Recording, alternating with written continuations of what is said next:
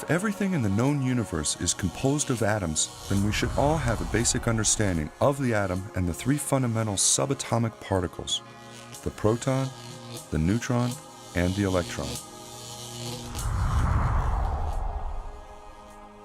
Therefore, the goal of this chapter is to define and deduce the number of protons, neutrons, and electrons that an atom possesses, and understand where these subatomic particles reside within an atom.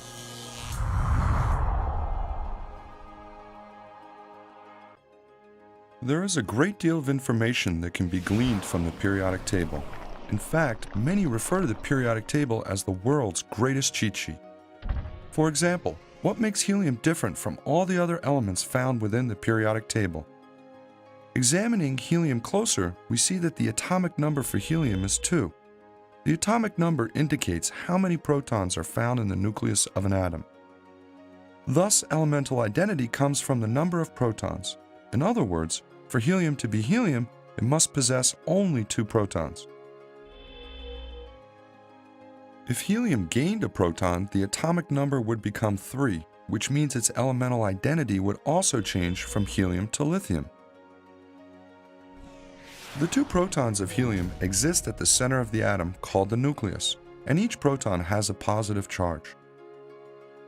The 2 similar positive charges should repel each other, but an attractive force, called a strong nuclear force, helps to overcome this repulsion, and the 2 subatomic particles are actually attracted to each other. It should be noted that this attraction only occurs at the subatomic level.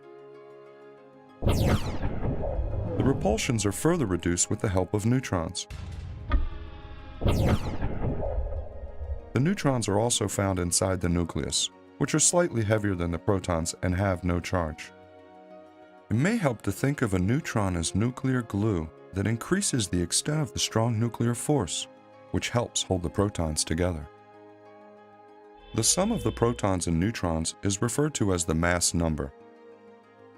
In this example, helium has 2 protons and 2 neutrons. Thus, the mass number is 4, which is often given in the upper left-hand corner of the element, and the atomic number is 2, which appears in the lower left-hand corner. However, the atomic number is often omitted. After all, atomic number can be deduced from the periodic table if the elemental symbol is given. For example, the atomic number in the lower left-hand corner does not have to be included for carbon if we have access to a periodic table. From the periodic table, we see that carbon has an atomic number of 6. Thus, there are 6 protons present. To deduce the number of neutrons, we simply subtract the number of protons from the mass number. Thus, there are 6 neutrons. Remember, the mass number is the sum of the neutrons and the protons. At this point, we can introduce isotopes. Isotopes are atoms with the same number of protons but different number of neutrons. For example, the 2 common isotopes of carbon are carbon-12 and carbon-13. They both have the same number of protons, 6, but the number of neutrons are different. Carbon-12 has 6, and carbon-13 has 7 neutrons, which were deduced from subtracting the number of protons from the mass number. Now let's look at 2 isotopes of chlorine and deduce their numbers of protons and neutrons.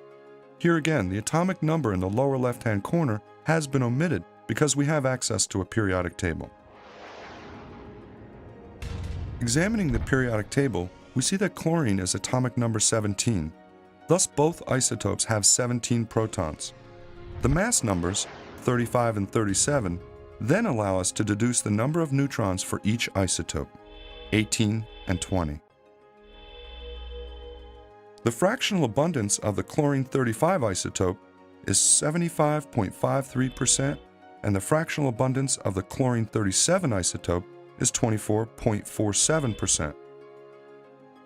Put another way, in any sample of pure chlorine, 75.53% of the sample is the chlorine-35 isotope, and 24.47% is the chlorine-37 isotope. Now let's use this data to introduce the atomic mass of an element.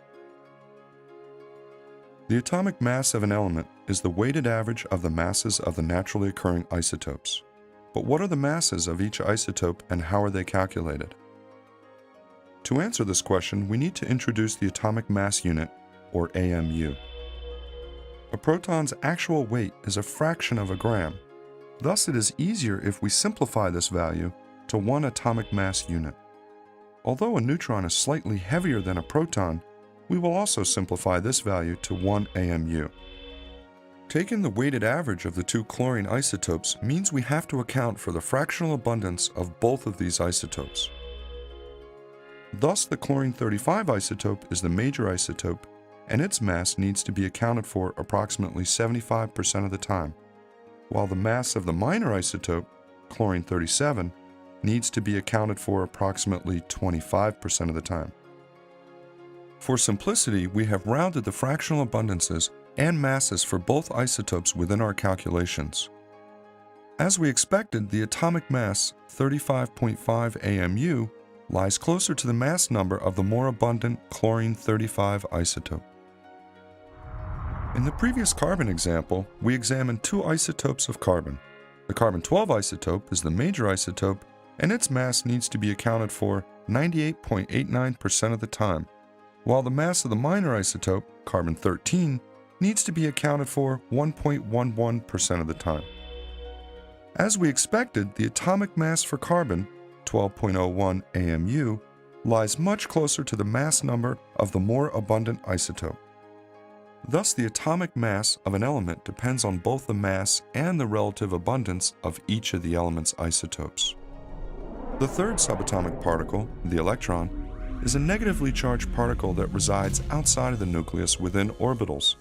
In the next chapter, we will examine orbitals in much more detail, but for now we will simply focus on how to ascertain the number of electrons that an atom possesses and how it affects the charge of the atom. The actual charge that the positively charged proton and negatively charged electron possesses is very small. Thus, for simplicity, we will assign a positive one and a negative one charge to these subatomic particles. If there are the same number of electrons as protons, all charges will cancel, and the atom will have no charge. However, if a different number of electrons than protons exists within an atom, then the atom will have a charge, called an ion, and this charge is written in the upper right-hand corner. If an atom has more electrons than protons, this ion is called an anion, which has a negative charge, and if an atom has less electrons than protons, this ion is called a cation, which has a positive charge. For example, if carbon gained an extra electron, there would be one more electron than protons. Thus, it would have 7 electrons and a -1 charge. In the next couple of examples, it may help to think of an anion as an atom that has gained electrons and a cation as an atom that has lost electrons. From the information given, we do not need to consult a periodic table to deduce the number of protons for the fluorine-19 anion. However, if the atomic number of 9 was not given, we could have simply found fluorine on the periodic table and deduced its atomic number. Thus, there are 9 protons. The number of neutrons is calculated from subtracting the number of protons from the mass number, which gives 10 neutrons. The -1 charge indicates there is 1 extra electron when compared to the number of protons. Thus, there are 10 electrons. Here, the atomic number of 12 is given for the magnesium-24 cation. Thus, there are 12 protons. Again, the number of neutrons is calculated from subtracting the number of protons from the mass number, which affords 12 neutrons. And finally, the +2 charge indicates we have lost 2 electrons when compared to the number of positive charges. Thus, there are 10 electrons. It is always a good idea to check your work. For example, if you deduced there was 12 protons and 10 electrons, you can simply add them together. 12 positives with 10 negatives adds to +2, which matches the charge of this cation. It is important to be able to quickly deduce the quantity of each of these subatomic particles so that you can gain a better understanding of the atom you are examining. In fact, different atoms have distinct chemical properties and reactivities due to the different numbers of protons, neutrons, and electrons. Now that we have developed skills to deduce numbers of protons, neutrons, and electrons for any isotope or ion, let us start to get a feel for the relative sizes of these particles within an atom. We have already learned that the proton is positively charged and the neutron has no charge, that they both reside within the nucleus, are about the same size, and they are both approximately 2,000 times bigger than a negatively charged electron, which resides in an orbital. The term nucleus loosely translates to little nut in Latin.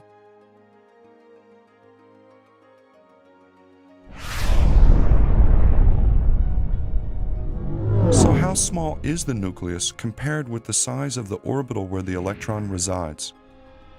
Imagine you are standing in the middle of one half of a soccer field, and you are holding a grain of rice in your hand, which represents the size of a proton in this analogy. Now imagine the size of an electron, which is 1/2000th the size of that grain of rice.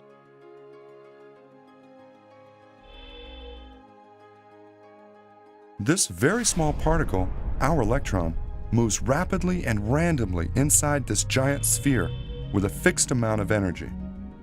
This giant sphere is called an orbital, which is the whole half of the field above and below you. This is what an atom of hydrogen is like. As you can see, an atom is a whole lot of empty space. Even more mind-boggling is the fact that an atom is so small that a human hair is approximately 1 million carbon atoms in width.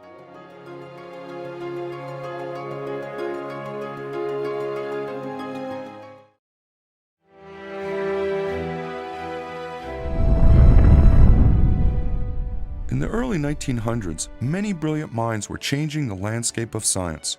In particular, quantum theory was emerging and changing the way we viewed the atom.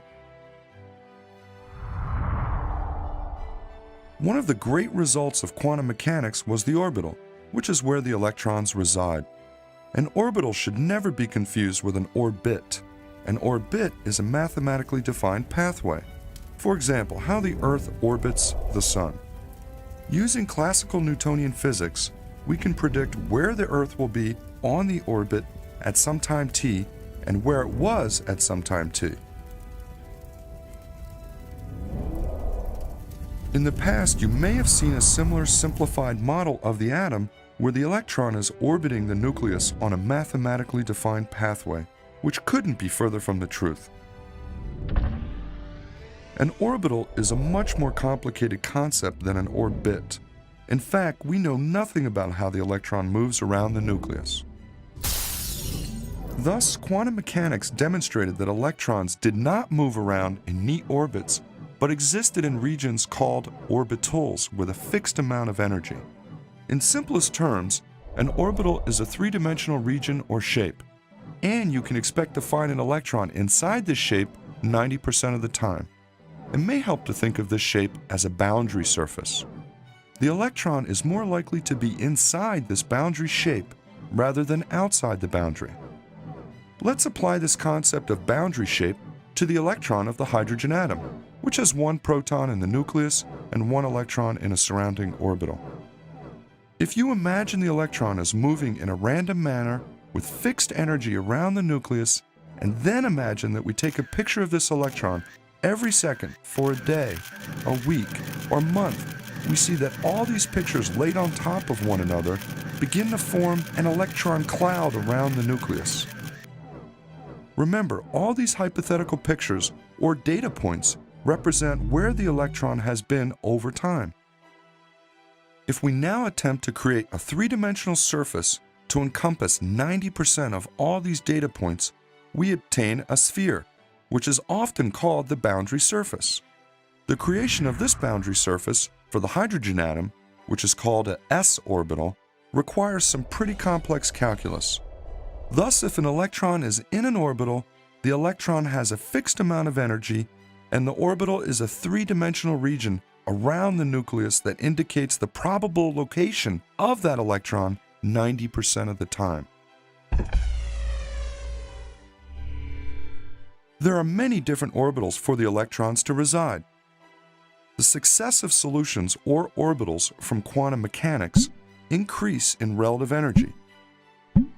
When we add the shapes to the energy terms, we get the following electron configuration diagram, which shows all the orbitals available for electrons to reside. The orbitals fall into one of four broad categories: s, p, d, and f orbitals. Interestingly, there is one solution each time an s orbital is obtained, three solutions of the same energy each time a p solution is obtained, five solutions of the same energy each time a d solution is obtained, and seven solutions of the same energy each time a F solution is obtained. In the next chapter, we will revisit this diagram in detail to aid in writing electron configurations. For now, let's just focus on what this diagram represents, the orbitals, and each of these lines abstractly represents an orbital. For example, the first line on the electron configuration diagram is the 1s orbital, and it is a sphere. This is where the first two electrons of an atom can be found 90% of the time. In addition, all of the s orbitals are shaped like spheres. The three 2p orbitals are shaped like dumbbells oriented along the three axes: the 2px, 2py, and 2pz. For convenience, your instructor will often shrink them down to a third of their size so that they are easier to draw. If we continue to go up in relative energy, the shapes of the orbitals become increasingly more complicated, as demonstrated by the 3D orbital shapes. And it is unlikely that your instructor will hold you accountable for these shapes. Although this diagram may look complicated, remember that each line abstractly represents an orbital, and that all of these orbitals overlap on the same atom. Here you can see that a 1s orbital is the first orbital that the electrons will reside in. Then the 2s orbital is on top of that. Then the three 2p orbitals are on top of them, and so on, until the necessary amount of orbitals are present to house all of the electrons that an atom may possess. If orbitals are where electrons can be found 90% of the time, in the next chapter we will examine how many electrons are in each orbital and the order in which they are filled by an atom.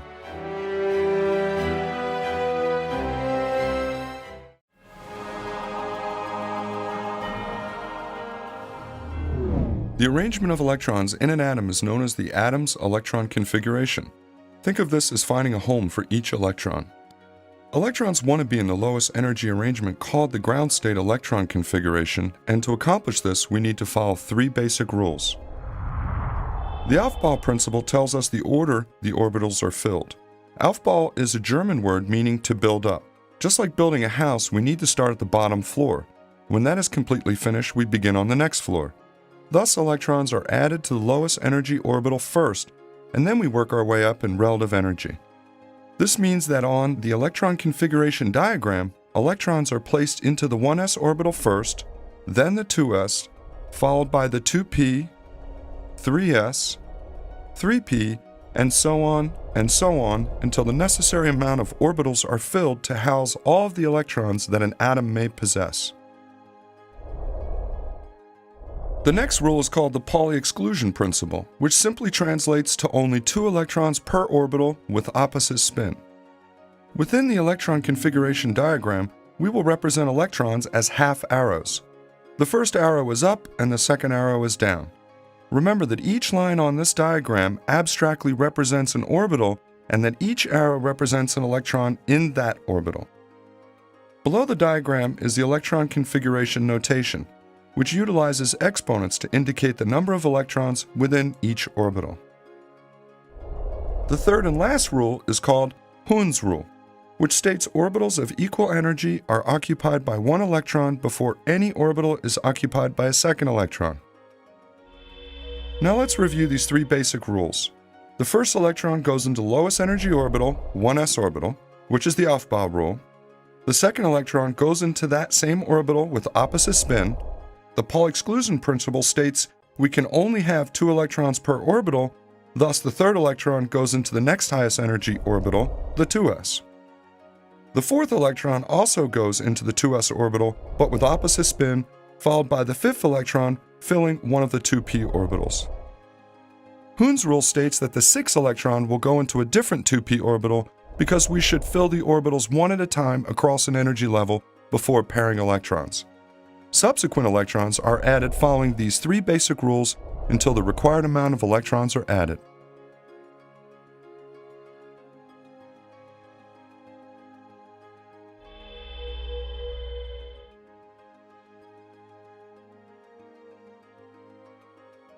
To work this example problem, we first need to consult the periodic table to ascertain how many electrons are in a neutral atom of carbon.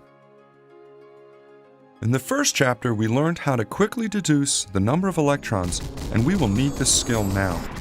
The atomic number of carbon is 6. Thus, a neutral atom of carbon has 6 electrons. Therefore, this problem simply translates to finding a home for 6 electrons. Following our 3 simple rules, we place all 6 electrons into our diagram as shown. Start at the bottom, working our way up, 2 electrons per orbital with opposite spin, and fill the orbitals one at a time across an energy level before pairing electrons.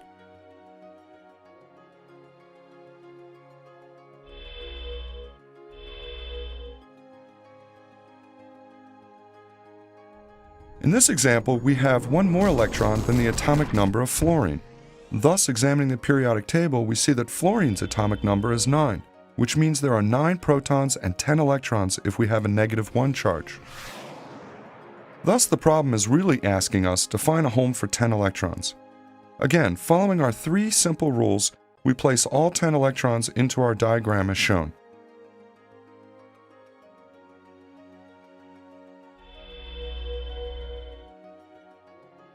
In this example, the calcium atom has lost 2 electrons when compared to the number of protons. Thus, examining the periodic table, we see that calcium's atomic number is 20, which means there are 20 protons and 18 electrons if we have a +2 charge. Thus, the problem is really asking us to find a home for 18 electrons. Again, following our 3 simple rules, we place all 18 electrons into our diagram as shown.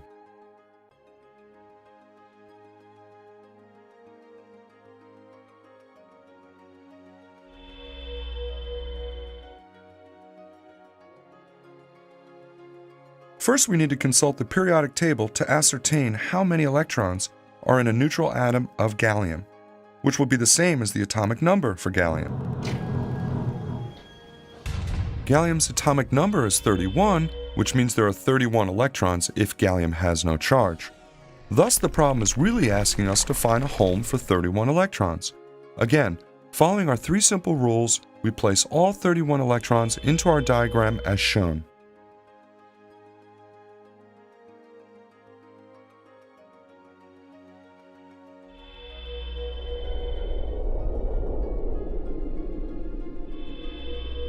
You are probably thinking that it is going to be very challenging to memorize and reproduce the electron configuration diagram template shown. However, if you have access to a periodic table, you can easily reproduce it. For example, if you simply read the periodic table from left to right, the correct order of orbital filling is obtained.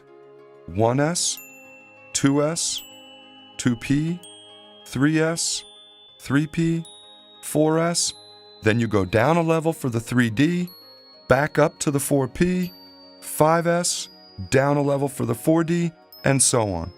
In addition, the periodic table tells us how many electrons go into each sublevel. For example, the S block is 2 elements across, thus 2 electrons can go into all the S sublevels.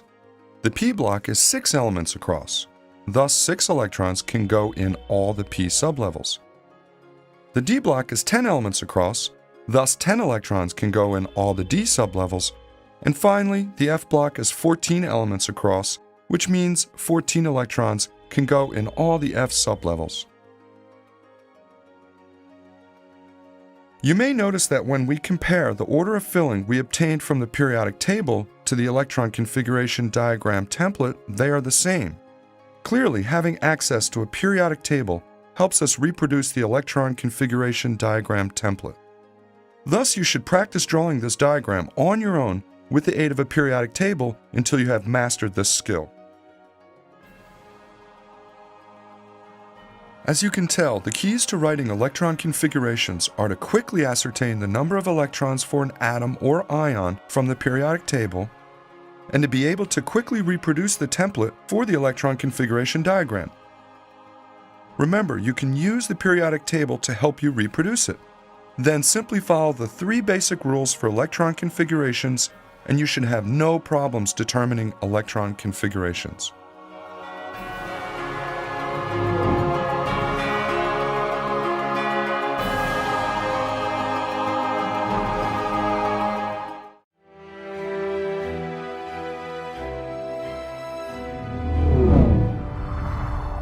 In the last chapter, it may have seemed difficult representing electron configurations and drawing the full electron configuration diagrams for atoms that possessed many electrons. For example, the 31 electrons that are found in a neutral atom of gallium. Fortunately, there is a much easier way. Abbreviated electron configurations allow us to combine the inert, noble core electrons with the remaining outermost electrons. Therefore, to be able to write the abbreviated electron configuration, we need to first become familiar with noble core electrons.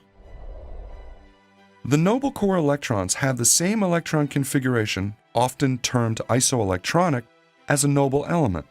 To better understand noble core electrons, let's return to the previous gallium example. Recall that gallium's atomic number was 31, which meant we found a home for the 31 electrons of a neutral atom of gallium. The noble elements are the last family on the periodic table.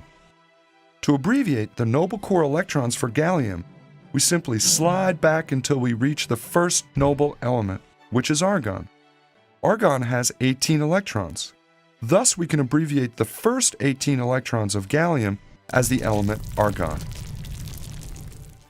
These 18 electrons begin at the 1s and end at the 3p orbital and are represented by the noble element argon in brackets. Clearly, the abbreviated diagram is much easier to draw than the full electron configuration diagram.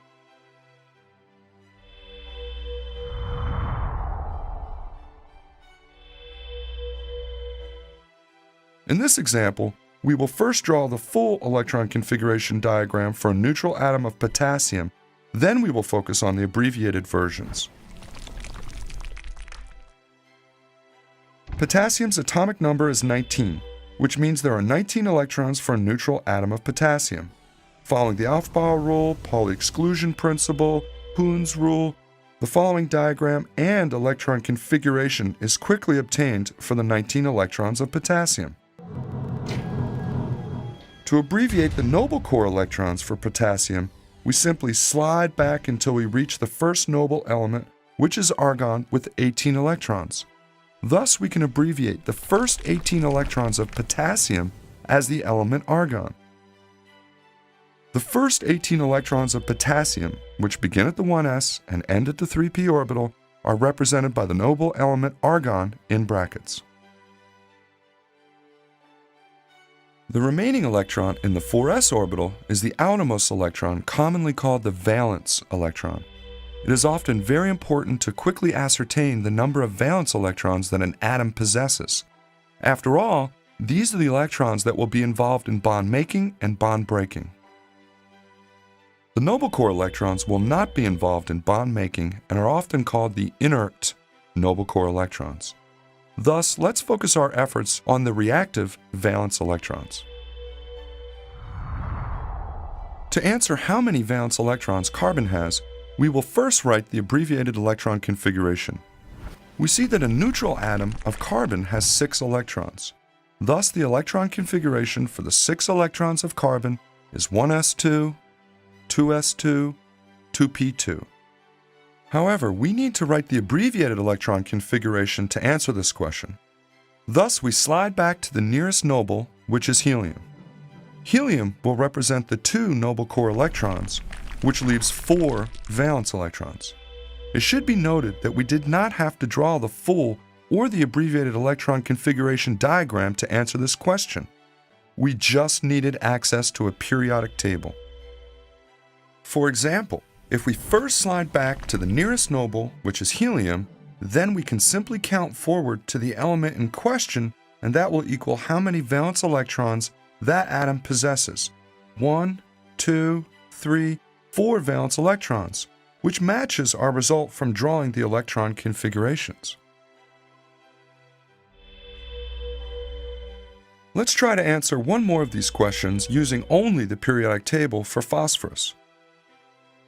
For example, if we first slide back to the nearest noble, which is neon, then we can simply count forward to the element in question, and that will equal how many valence electrons that atom possesses, which is 5 valence electrons. Thus, from the periodic table, we see that there are 10 noble core electrons, which we could represent by placing neon in brackets, and the remaining 5 valence electrons are placed into the 3s and 3p orbitals, which matches the diagrams shown.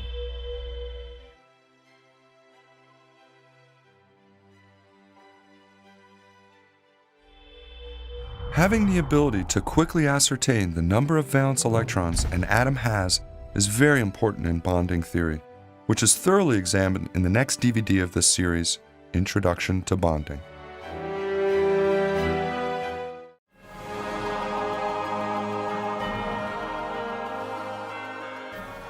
The 4 quantum numbers are a direct result from various quantum mechanical equations.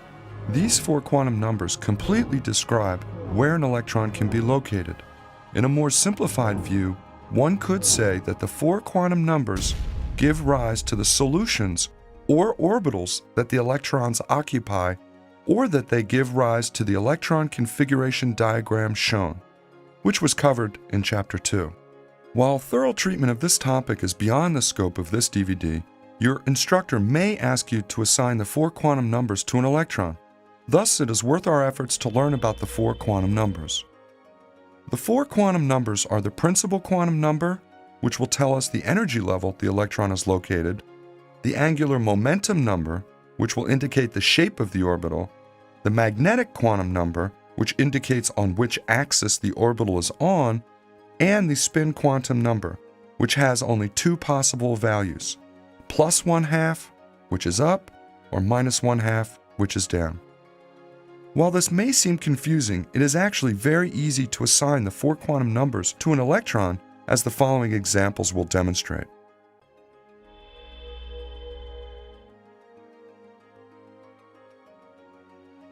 After we draw the electron configuration diagram for nitrogen, we see that the last electron occupies a 2p atomic orbital.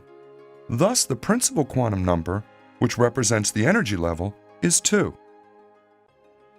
The second quantum number, the angular momentum number, represents the shape of the orbital, and from the chart, if the electron is in a p orbital, L is equal to 1. The third quantum number, the magnetic quantum number, M, have the designations shown from minus L to plus L. Thus, this electron in the last 2p orbital has the value of plus 1. And the last quantum number, which indicates the spin of the electron, is plus 1/2 because the electron is pointing up. Thus, the 4 quantum numbers are 2, 1, plus 1, and plus 1/2.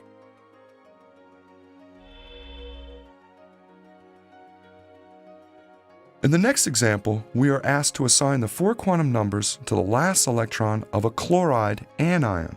From the electron configuration diagram, we see that we need to fully describe the last 3p electron. The electron is in the 3rd energy level, thus n is 3. It occupies a p orbital, thus L is 1. M is plus 1, and the electron is pointing down, therefore it is minus 1/2. Thus, the 4 quantum numbers are 3, 1, plus 1, and minus 1/2. In the next example, we are asked to assign the 4 quantum numbers to the last electron of an atom of titanium. From the electron configuration diagram, we see that we need to fully describe the second 3d electron. The electron is in the 3rd energy level, thus n is 3. It occupies a d orbital, thus L is 2. M is minus 1, and the electron is pointing up, therefore it is plus 1/2. Thus, the 4 quantum numbers are 3, 2, -1, and +1/2. If chemistry is considered to be the central science, then having a basic understanding of the atom and the three fundamental subatomic particles, the proton, the neutron, and the electron, is essential. After all, the student who has the ability to understand the atom can take the next crucial steps to comprehend many different aspects of chemistry.